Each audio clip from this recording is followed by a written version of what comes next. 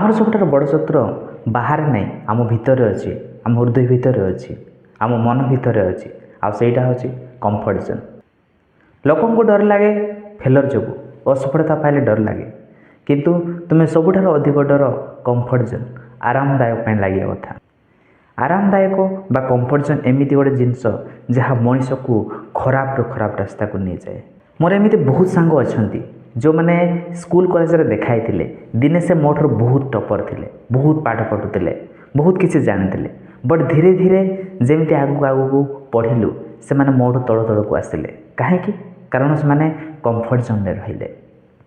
ମୁଁ ଟିକେ ଟିକେ କରିକି ହୋମୱାର୍କ କରିକି ପ୍ରାକ୍ଟିସ୍ କରିକି ପରିଶ୍ରମ କରି ଆଗକୁ ଗଲି। ବଟ୍ ସେମାନେ ମୋଠୁ ଯେହେତୁ ଅଧିକ ଟପର ଥିଲେ, ତ ସବୁ ଜାଣିଥିଲେ, ସେମାନେ ପାଠ ପଢ଼ୁନଥିଲେ, ତାଙ୍କୁ ଲାଗୁଥିଲା ସବୁକିଛି ହେଇଯିବ। ସେ ଅଧିକ ଆରାମ କରୁଥିଲେ, ଏନ୍ଜୟ କରୁଥିଲେ। ଆଉ ସେମିତି ହଉ ସେମାନେ ତଳକୁ ଖସି ଗଲେ। ତୁମେ ଆଜି ଯେତେ ବି ବଡ଼ ବଡ଼ ୟୁଟ୍ୟୁବରମାନଙ୍କୁ ଦେଖୁଛ, ବଡ଼ ବଡ଼ ସକ୍ସେସଫୁଲ୍ ଲୋକଙ୍କୁ ଦେଖୁଛ, ବଡ଼ ବଡ଼ ସୁପରଷ୍ଟାର ଲୋକଙ୍କୁ ଦେଖୁଛ କି ଯେ ବହୁତ ଧନୀ ବ୍ୟକ୍ତି, ସେମାନେ କେମିତି ଏତେ ବଡ଼ ମଣିଷ ହେଲେ? କ'ଣ ଗୋଟେ ଦିନରେ ହେଲା କି? ବିଲକୁଲ ବି ନାହିଁ। ସେ ସବୁଦିନ ଟିକେ ଟିକେ କରି କାମ କରି ଗଲେ। ଆଜି ଟିକେ କଲେ, କାଲି ଟିକେ କଲେ, ଏମିତି କରି ଗଲେ। ଏମିତି ନାହିଁ କି ଯେ 2 ଦିନ ପରେ ତାଙ୍କୁ ସଫଳତା ପାଇଲେ, କି ଗୋଟେ ବର୍ଷ, ବର୍ଷେ, 2 ବର୍ଷ ପରେ ସେମାନେ ଯେମିତି ସଫଳତା ପାଇଲେ ତାପରେ ସେମାନେ କାମ କରିବା ବନ୍ଦ କରିଦେଲେ। କି ଏମିତି ଅଛି କି ଗୋଟେ ଜଣଙ୍କର ନାଁ କୁହ? କେହି ନାହିଁ। ତୁମେ କେଉଁ ସୁପରଷ୍ଟାର ନାଁ କୁହ, କି କେଉଁ ବଡ଼ ଧନୀ ବ୍ୟକ୍ତିର ନାଁ କୁହ, କି ସେତେବେଳେ 4 ବର୍ଷ ତଳେ ଧନୀ ଥିଲା, 4 ବର୍ଷ ତଳେ ସୁପରଷ୍ଟାର ଥିଲା, ଏବେ ସେ କାମ କରୁନି, ଏବେ ସେ ବସି ଖାଉଛି। ଏମିତି କିଏ ଲୋକ ଅଛି କି? ନାହିଁ, କେହି ନାହିଁ। ସମସ୍ତଙ୍କୁ କିଛି ନା କିଛି କାମ କରୁଥାନ୍ତି। ଯଦି ସେ କାମ କରିବା ବନ୍ଦ କରିଦେବେ, ଆଳସ ହେଇକି ତ ବସିଯିବେ, ଶୋଇପଡ଼ିବେ, କମ୍ଫର୍ଟ ଜୋନ୍ରେ ପଳାଇଯିବେ, ଦେନ୍ ସେମାନେ ଆଗକୁ ଆଉ କେବେ ବଢ଼ିପାରିବେନି। ସେଇ ଦିନଠୁ ତାଙ୍କର ଡାଉନଫଲ୍ ଆରମ୍ଭ ହୋଇଯିବ। ତ ଯେତିକି ଆପଣ ଦେଖୁଛନ୍ତି ବହୁତ ସକ୍ସେସଫୁଲ୍, ବହୁତ ସଫଳତା ବ୍ୟକ୍ତି, ସମସ୍ତେ କାମ କରନ୍ତି ସବୁଦିନ। ଏବେ ଆମକୁ ଲାଗେ ରାତି 4ଟାରୁ ଉଠି କିଏ ପାଠ ପଢ଼ିବ, ସକାଳୁ 5ଟା 6ଟାରୁ ଉଠି କିଏ ପାଠ ପଢ଼ିବ, ଏମିତି ହିଁ ଲାଗେ। ଏତେ ସକାଳୁ ଉଠିକି ଏତେ ଶୀତ, ଏତେ ଥଣ୍ଡା, ଉଠିବାକୁ ଇଚ୍ଛା ହେଉନି, ପାଠ ପଢ଼ି କ'ଣ ହେବ? ଦିନସାରା ତ 12 ଘଣ୍ଟା ତ ଅଛି, ଦିନସାରା ପଢ଼ିଦେବି।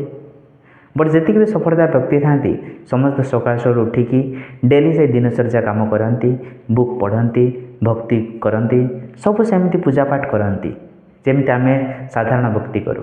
ଏମିତି ନାହିଁ ଯେ ସେମାନେ ଯାଇକି ଦିନ 10ଟାରେ ଉଠିବେ, ଦିନ 10ଟା ପରେ ତାଙ୍କର କାମ ଆରମ୍ଭ ହେବ, ଏମିତି ନାହିଁ।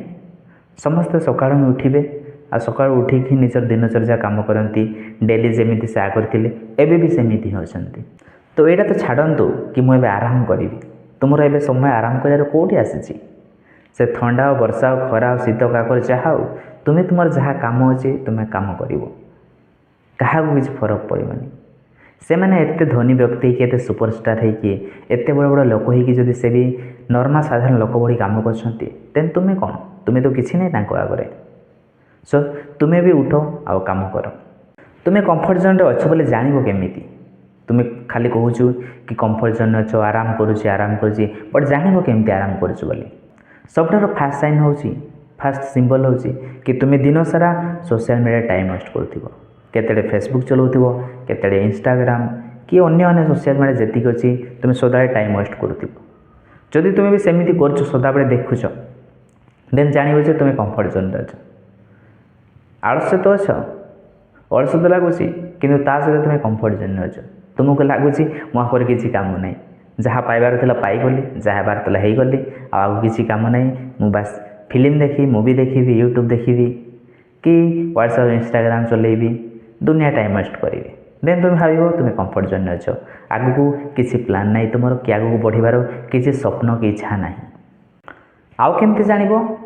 ନା ତୁମେ ଯଦି ଆଜିର କାମକୁ ନେକ୍ସଟ କରି କହୁଛ କି ଆଜି କାମ ଅଛି, ଆଜି କରିବାକୁ ଇଚ୍ଛା ହେଲାନି, କାଲି କରିବି, ଦେନ୍ କାଲି କହୁଛ ପରଦିନ କରିବି। ଏମିତି ଯଦି ତୁମର କାମକୁ ଆଗକୁ ଘୁଞ୍ଚେଇ ଚାଲୁଛ, କମ୍ପ୍ଲିଟ୍ କରୁନାହଁ, ଦେନ୍ ତୁମେ ଜାଣିବ ଯେ ତୁମେ କମ୍ଫର୍ଟ ଜୋନ୍ରେ ଅଛ। ତୁମକୁ ଲାଗୁଛି ଆଜି ନ କରିଦେଲେ କ'ଣ ହେଇଯାଉଛି, ମୋତେ କ'ଣ ଖାଇବା ସରିଯିବ? ନା ଖାଇବା ଦେବେନି କେହି?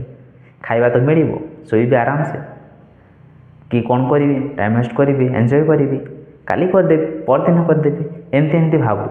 ତୁମେ ଯଦି ଏମିତି ଭାବୁଛ, ଦେନ୍ ତୁମେ ଜାଣିବ ତୁମେ କମ୍ଫର୍ଟ ଜୋନ୍ରେ ଅଛ। ଆଉ ଯେତେ ଜଲ୍ଦି ଏହାଠୁ ବାହାରିବ ସେତେ ଜଲ୍ଦି ତୁମ ପାଇଁ ଭଲ। ଆଉ କେମିତି ଜାଣିବ ନା ତୁମକୁ ଯଦି ସଦାବେଳେ ଖାଲି ନିଦ ଲାଗୁଛି, ଶୋଇବାକୁ ଇଚ୍ଛା ହେଉଛି, ଠିକ୍ ଅଛି ରାତିରେ ଶୁଅ, ବଟ୍ ମିନିମମ୍ 6-7 ଘଣ୍ଟା ଶୋଇଲା ପରେ ବି ଯଦି ତୁମକୁ ଲାଗୁଛି ନିଦ ଲାଗୁଛି ଦେନ୍ ତୁମେ ଜାଣିଛ ତୁମେ ଆରାମ କରିବା ପାଇଁ ଚାହୁଁଛ, ତୁମେ କମ୍ଫର୍ଟ ଜୋନ୍ରେ ଅଛ। ତୁମକୁ ଲାଗୁଛି ମୁଁ ଯଦି ଶୋଇବି କିଛି ଯାଏ ଆସିନି, ମୋର ଶୋଇପଡ଼ିବି ଯେତେ ଇଚ୍ଛା ଶୋଇବି, ନା ମୋର ଏବେ ପାଠ ପଢ଼ିବାର ଅଛି ନା କିଛି କରିବାର ଅଛି, ମୋତେ କଲେଜ ପାଇବାର ଥିଲା, ବହୁତ କଷ୍ଟ ଏକ୍ଜାମ୍ ଦେଇକି ପାଇଲି, ଆଉ କିଛି ଏବେ ପାଇବାର ନାହିଁ, କି ଗୋଟେ ଚାକିରି ପାଇଛି 5-10 ହଜାର କମାଉଛି, ଆଉ କିଛି କରିବାର ନାହିଁ ମୋ ଲାଇଫ୍ରେ। ତ ଏଇଟା ହେଉଛି ଆରାମ କରୁଛି ତୁମେ ଏଇ ସମୟରେ। ତୁମେ ଯଦି ସଦାବେଳେ ଯେତେବେଳେ ଦେଖିଲେ ଖାଲି ଶୋଇପଡ଼ୁଛ, ବେଡ଼୍ ଦେଖିଲେ ଶୋଇପଡ଼ୁଛ, ସଦାବେଳେ ଯଦି ଖାଲି ନିଦ ଲାଗୁଛି, ଅଳସ ଲାଗୁଛି, ଦେନ୍ ତୁମକୁ ଲାଗିବ ତୁମେ କମ୍ଫର୍ଟ ଜୋନ୍ରେ ଅଛ। କମ୍ଫର୍ଟ ଜୋନ୍ରେ ଅଛ ବୋଲି ଆଉ ଗୋଟେ ସବୁଠାରୁ ବେଷ୍ଟ କାରଣ ହେଉଛି କି ସଦାବେଳେ ତୁମେ ଇଆଡ଼େ ସିଆଡ଼େ ବୁଲୁଥିବ। ଆଜି ଏଇ ବାହାଘରେ, କାଲି ସେଇଠି, ଆଜି ଏଇ ଖେଳରେ, କାଲି ସେଇ ନାଟକରେ, ଆଜି ଏଇ ମେଳା ସେଇ ମେଳା, ଏମିତି ଦୁନିଆ ଜାଗା ବୁଲୁଥିବ। ଯେଉଁଠି ଯାହା ପ୍ରୋଗ୍ରାମ୍ ହେଲେ ବି ତୁମର ଆଟେଣ୍ଡାନ୍ସ ସିଓର ପଡ଼ୁଥିବ। ଏମିତି ଯଦି ସଦାବେଳେ ତୁମେ ବୁଲୁଥିବ, ତୁମେ ଲାଗିବ ତୁମେ ଫିଲ୍ କରିବ କି ତୁମେ କମ୍ଫର୍ଟ ଜୋନ୍ରେ ଅଛ, ତୁମେ ଆରାମଦାୟକରେ ଅଛ। କାରଣ ମାଇଣ୍ଡ କ'ଣ ହୁଏ ନା, ଆମକୁ ଯଦି କିଛି ଆଚିଭ୍ କରିଦେଇଥାଉ କି ଆମେ କିଛି ଗୋଟେ ପୋଜିସନ୍ରେ ପହଞ୍ଚି ଯାଇଥାଉ, ଆମକୁ ଲାଗେ କି ଆମେ ସବୁ କିଛି ପାଇଗଲୁ, ମୁଁ ପୁରା ଏବେ ଚାଲି ବୁଲିବି। ସେତେବେଳେ ମୋତେ ବୁଲିବାକୁ ଟାଇମ୍ ମିଳୁନଥିଲା, ଏବେ ମୁଁ ଆରାମସେ ବୁଲିବି, ମୋତେ କେହି କିଛି କହିବେନି, ମୁଁ ବୁଲିଲେ ବି ମୋର ପଇସା ସରିବନି, ପୁରା ଲଙ୍ଗ୍ 5 ଦିନ 6 ଦିନ 7 ଦିନ ଛୁଟି ନେଇଯାଉଛୁ, ଆଉ ଆରାମସେ ବୁଲୁଥାଉ, କେହି କିଛି କହିବେନି। ଆମର ଏପଟେ ଆଟେଣ୍ଡାନ୍ସ ବି ଲାଗୁଥାଉ, ପଇସା ବି କମେନି, ଆଉ ବୁଲୁଥାଉ ପୁରୀ ଛୁଟି ନେଇକି। ବଟ୍ ସେଇଟା ହେଉଛି ଆରାମଦାୟକ କମ୍ଫର୍ଟ ଜୋନ୍। ଯେତିକି ଦରକାର ସେତିକି ହିଁ ବୁଲ, ଆଉ ବାକି ଟାଇମ୍ ତୁମେ ନିଜକୁ ଗ୍ରୋଥ୍ କରିବାରେ ୟୁଟିଲାଇଜ୍ କର। ନିଜେ କେମିତି ଆଗକୁ ବଢ଼ିବ, କି ଆଗକୁ ଆଉ କ'ଣ ପଢ଼ିକି ଭଲ ଜିନିଷ ଭଲ ଜାଗାରେ ପହଞ୍ଚିବ, ତା ପାଇଁ ଚେଷ୍ଟା କରିବା ଉଚିତ। ଏମିତି ବହୁତ କାରଣ ଅଛି, ଏମିତି ବହୁତ ସାଇନ୍, ବହୁତ ସିମ୍ବଲ୍ ଅଛି ଯାହା ମାଧ୍ୟମରେ ତୁମେ ଜାଣିପାରିବ କି ତୁମେ କମ୍ଫର୍ଟ ଜୋନ୍ରେ ଅଛ କି ନାହିଁ। ଯେତେ ଜଲ୍ଦି ହେବ ନା, ମୋର ଯଦି ଆଡ଼ଭାଇସ୍ ଶୁଣିବ, ଯେତେ ଜଲ୍ଦି ହେବ ତୁମେ କମ୍ଫର୍ଟ ଜୋନ୍ରୁ ବାହାର। କାରଣ ଆରାମ ହେଉଛି ହାରାମ।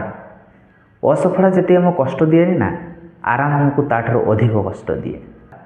ଏଇ ଆରାମ ଯେତେ ଜଲ୍ଦି ବାହାରିବ ସେତେ ଜଲ୍ଦି ତୁମେ ବହୁତ ଖୁସି ଅନୁଭବ କରିବ, ବହୁତ ସଫଳତା ବ୍ୟକ୍ତି ହେଇପାରିବ। ସୋ କମ୍ଫର୍ଟ ଜୋନ୍ ପରିତ୍ୟାଗ କର। ମୁଁ ବହୁତ ବଡ଼ ବଡ଼ ସୁପରଷ୍ଟାରଙ୍କ ଭାଷଣ ଶୁଣିଛି, ସେମାନେ କୁହନ୍ତି ମୁଁ ଏବେ ବି ସକାଳ 3-4ଟାରୁ ଉଠିକି ଯାଇକି ନିତ୍ୟ କାମ କରେ, ଏକ୍ସରସାଇଜ୍ କରେ, ଦେନ୍ କରିସାରିଲା ପରେ ଟିକେ ବୁକ୍ ରିଡ଼ିଂ କରି ଇଏ କରେ, ଏତେ ସବୁ କୁହନ୍ତି। ମୁଁ କହିଲେ ଏତେ ସବୁ ଧନୀ ବ୍ୟକ୍ତି ହେଇକି, ଏତେ ବଡ଼ ବ୍ୟକ୍ତି ହେଇକି ଏସବୁ କାମ କରିବା କ'ଣ ଦରକାର? ସେ ତ ଚାହିଁଲେ 10ଟାରେ ବି ଉଠିପାରିବେ, ଚାହିଁଲେ 11ଟାରେ ଉଠିପାରିବେ, ତ ଏତେ ଜଲ୍ଦି ଉଠିକି କ'ଣ ଦରକାର? କି ଏତେ ଜଲ୍ଦି ଶୋଇବା ତ କ'ଣ ଦରକାର?